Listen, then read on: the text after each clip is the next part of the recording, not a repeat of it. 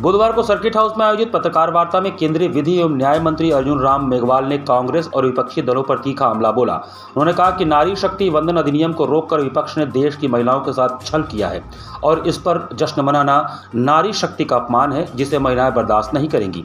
उन्होंने बताया कि बजट सत्र के दौरान 16 से 18 अप्रैल की विशेष बैठक में लोकसभा में 3 अहम विधेयकों पर संयुक्त चर्चा हुई। इनमें सबसे महत्वपूर्ण 131वां संविधान संशोधन विधेयक 2026 रहा, जिसका उद्देश्य 2023 में पारित नारी शक्ति वंदन अधिनियम को लागू करना है। इसके लिए जनगणना और परिसीमन आवश्यक बताए गए, जो कोविड-19 के कारण विलंबित हुए।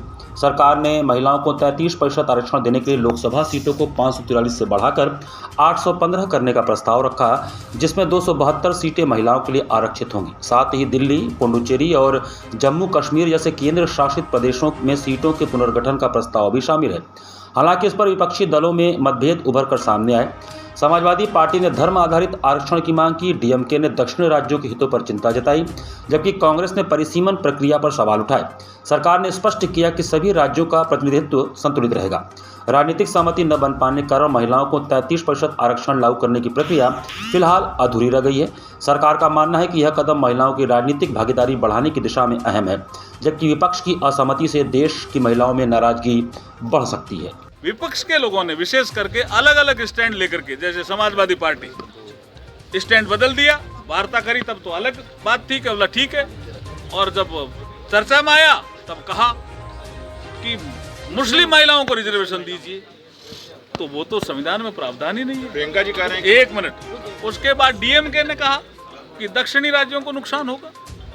हमारे गृह मंत्री जी ने खड़े होकर के कहा कोई नुकसान नहीं होगा, जो ताकत आज है, मैंने भी कहा जो ताकत आज है वही ताकत बनी रहेगी दक्षिणी राज्यों की। और किसी ने कोई स्टैंड लिया, किसी ने कोई स्टैंड लिया, और महिलाओं को अधिकार जो मिलने वाला था लोकसभा और विधानसभाओं में, उसको गिरा दिया। गिराने के बाद वो जश्न मनाने लगे। आश्चर्य हुआ हमें कि भाई महिलाओं को प्रतिनिधित्व मिलने वाला था। 1927 से ही महिलाएं प्रयास कर रही थी।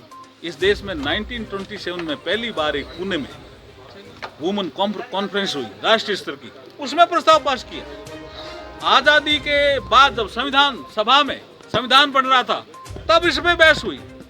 73-74 कॉन्स्टिट्यूशनल अमेंडमेंट आया, तब भी ये विषय था।